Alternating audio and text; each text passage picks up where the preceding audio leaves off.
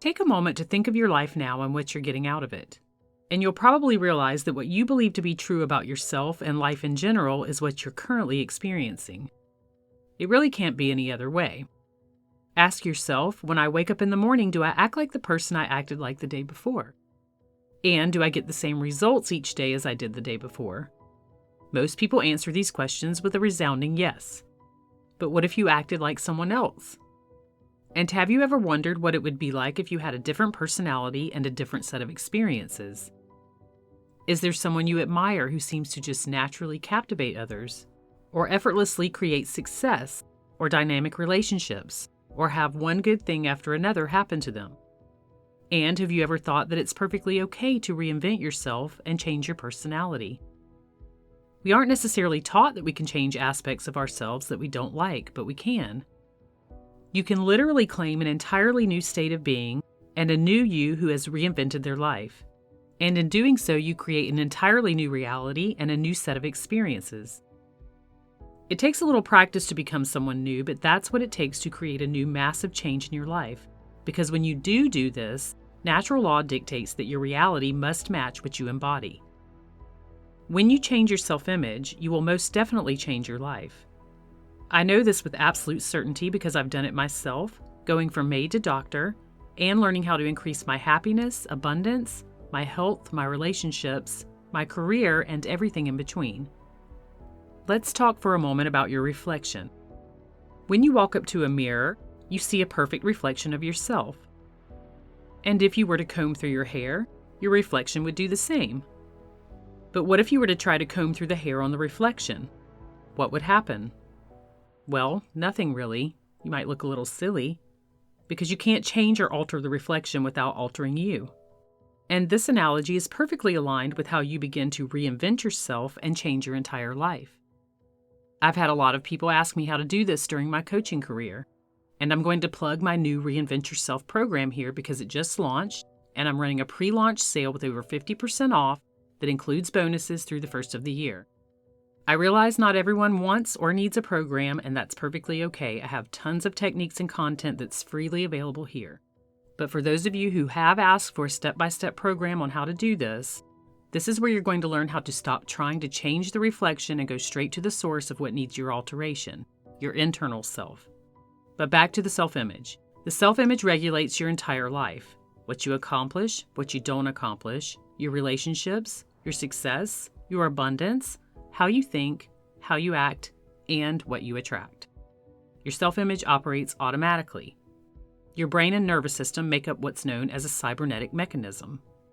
I've used this analogy before, but in case you've never heard it, I will outline here how a mechanical cybernetic mechanism works.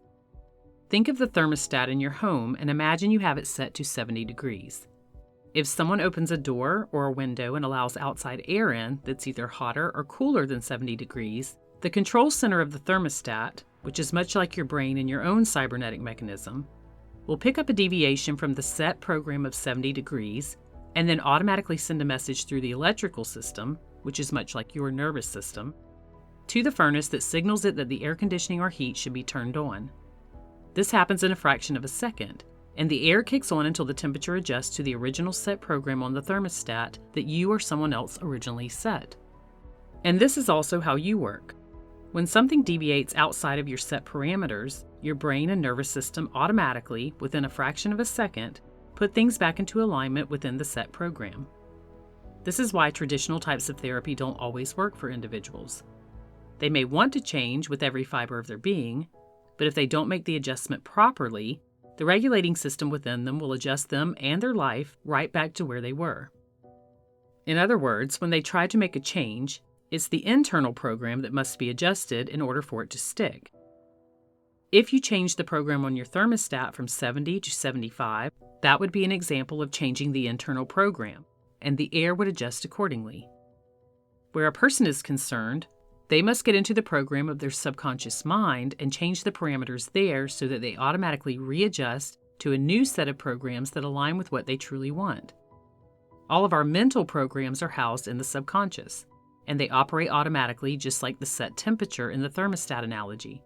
But once you make the change there, there's no limit to what you can achieve and experience.